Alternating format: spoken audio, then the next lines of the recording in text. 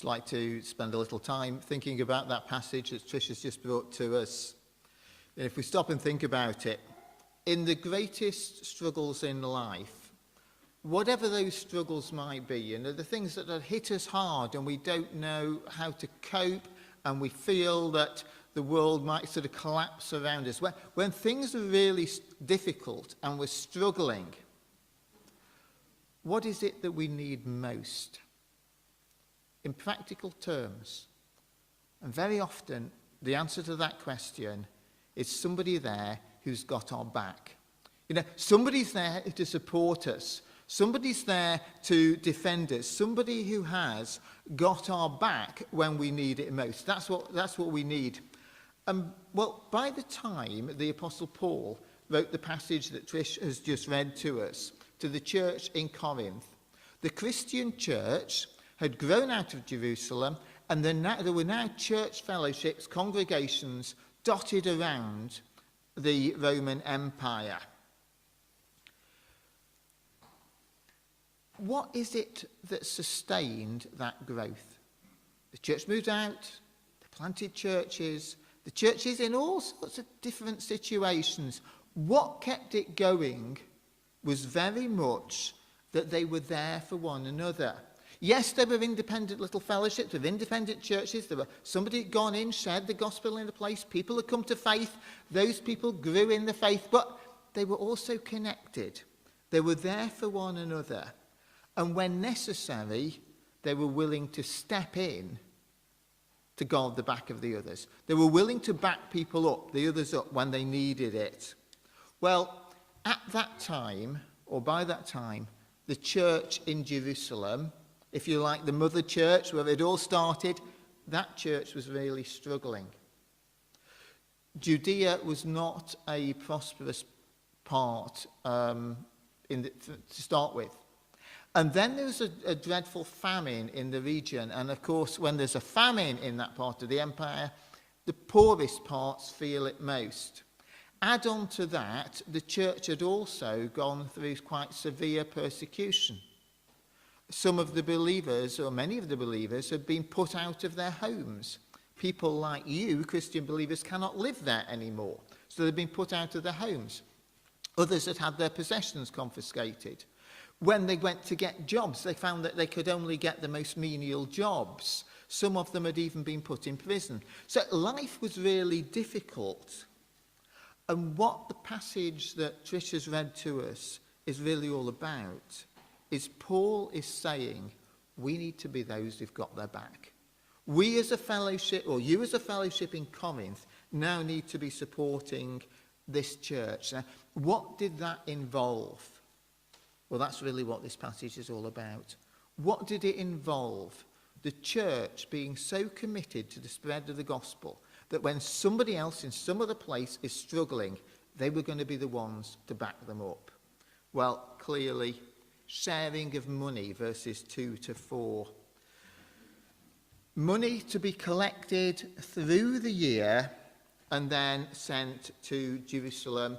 Actually, the passage says either send representatives, and I'll do them a letter of endorsement, Paul said. If we look at Acts 24, Paul in the end took it himself, took the gift to the church at Jerusalem.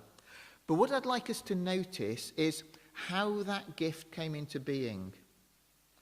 It was part of their regular worship. Paul says here, on the first day of the week, bring it in. It was part of their worship. The Christian church from the early days met for worship on the first day of the week, the Sunday, just like we do. Part of their worship was the bringing of this gift.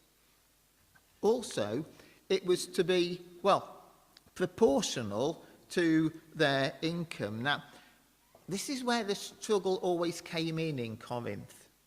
How many of us were here some weeks ago when we looked at 1 Corinthians chapter 11, the passage on communion, and how the church in Corinth were getting on at sharing the communion?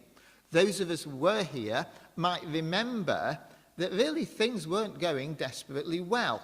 And the problem was that the church met in people's homes.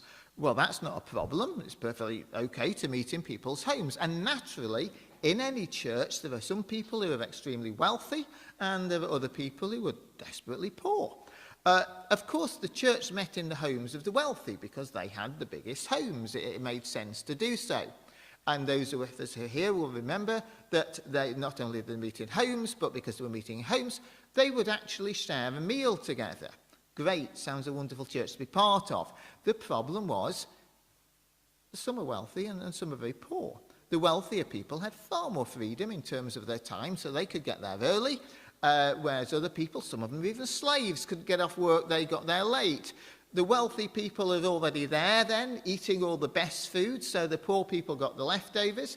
The wealthy people sat in the best seats. The poorer people were just coming in, so they sat in the hallway. Do you remember the problem? And Paul wrote and said, look, this isn't on. You've got to respect one another better. Well, when it comes to this collection, this giving of money, it's the same people involved.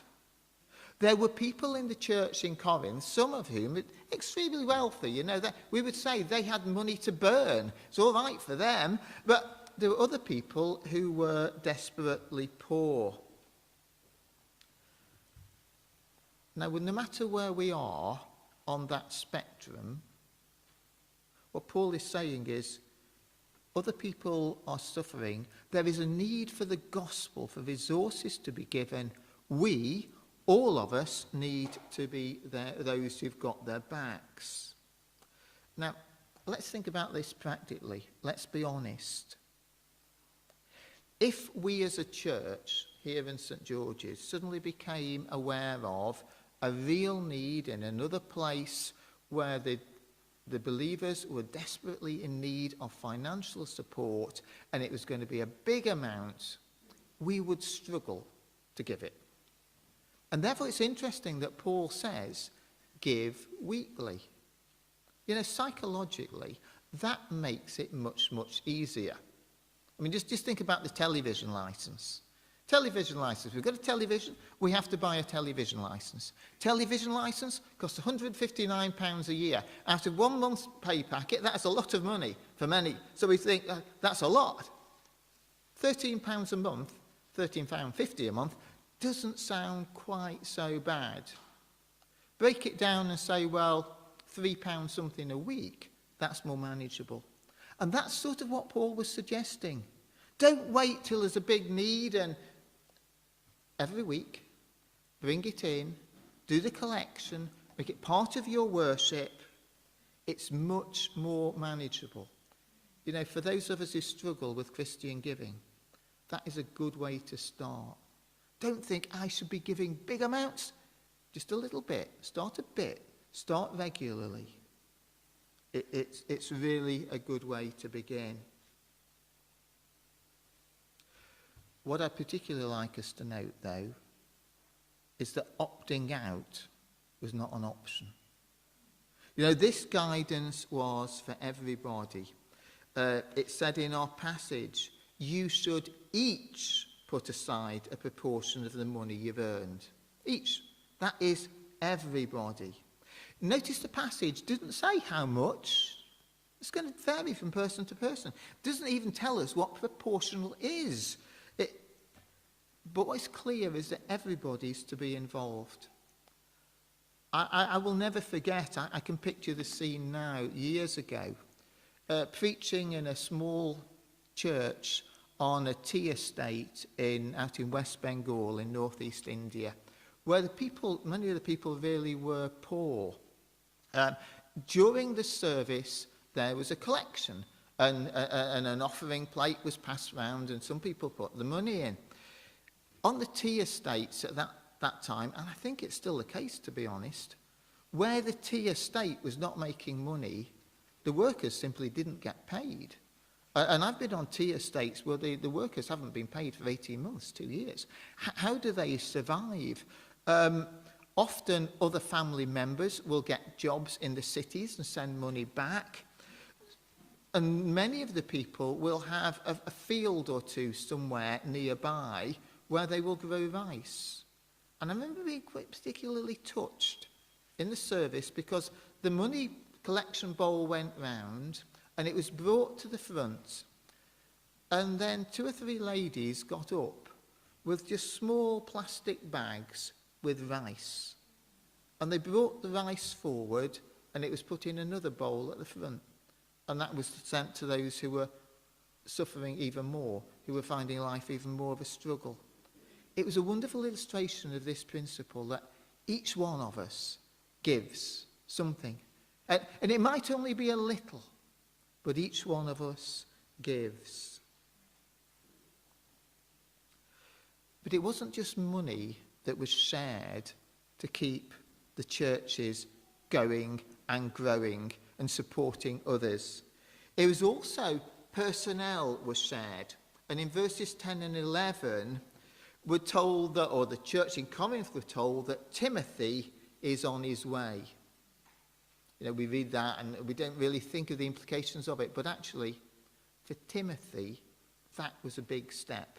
Timothy was on his way to Corinth. Why was it a big step? Well, it's what else we know about Timothy from the scriptures. Timothy was young. Timothy was a shy, a timid person. He didn't have a lot of confidence. So for him to go to somewhere like Corinth and to go in there to help the church, it was a massive step. Yet actually Timothy was a good man. Timothy was very gifted. Timothy was very godly.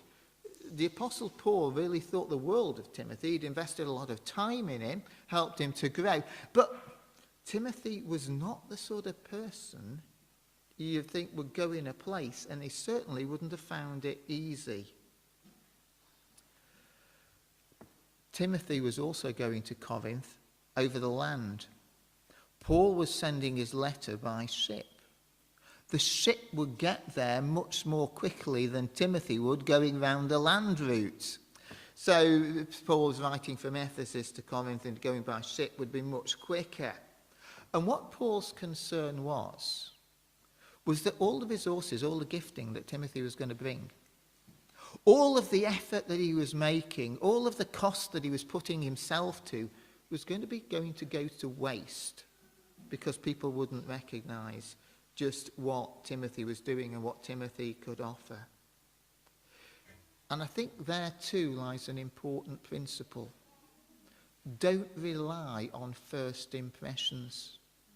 Don't rely on the first impression people give.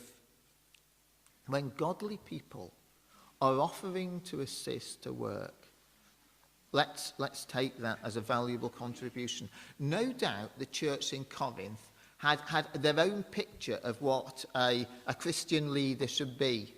Somebody who's confident, somebody who's perhaps a bit jovial, somebody who easily relates to others. They'd have the picture of this perfect person. Timothy was none of those things.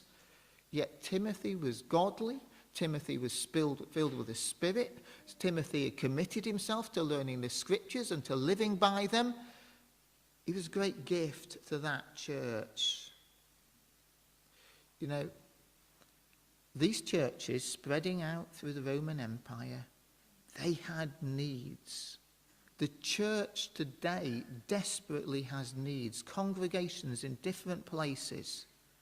Let's not waste the resources that are there in the people who we have. People within the congregations and people who can be sent to help. And the final thing that we see in this passage that really kept the church growing through that period, through these little congregations, were individuals who were really just sharing their lives. Godly people in their own location doing what they can. And we're introduced there in verse 15 to this chap, Stephanas and his household, described as the first converts in Greece. I don't think they would be the first converts in Greece. They were probably the first. Stephanas' household was probably the first complete household to come to faith. And what did they do? Well, it simply says they served God's people. They devoted themselves, in the situation they were in, to serving God's people. They were probably those who showed care and concern, who offered hospitality, who gave the advice. They were there, those there, just living a godly life with their eyes open to the needs of others, meeting those needs and helping them. And of course, Stephanas had gone then to Paul to help him over there in Ephesus. You know, I think the really important principle to learn here is how to be connected with other people. There's a great deal of difference between being connected on something like Facebook and actually connected to people on the ground. Think about it. On Facebook, we all get little things coming in telling us what somebody's doing and where they are. We know about them, we know what's going on, but we're not involved. What the church needed then, what the church still needs now, is people who are aware what is going on and then involved. Involved locally in the church, and when something is going on away from the local church, is actually actively involved there. And that's what we see in this man, Stephanas. Why does all this make a difference? Well, in John chapter 13, verse 35, Jesus was meeting for the Last Supper with his disciples.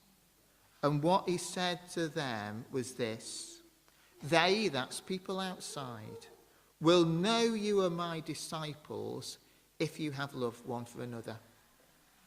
What he was really saying there is, if you're really committed to me, then you will be committed to them.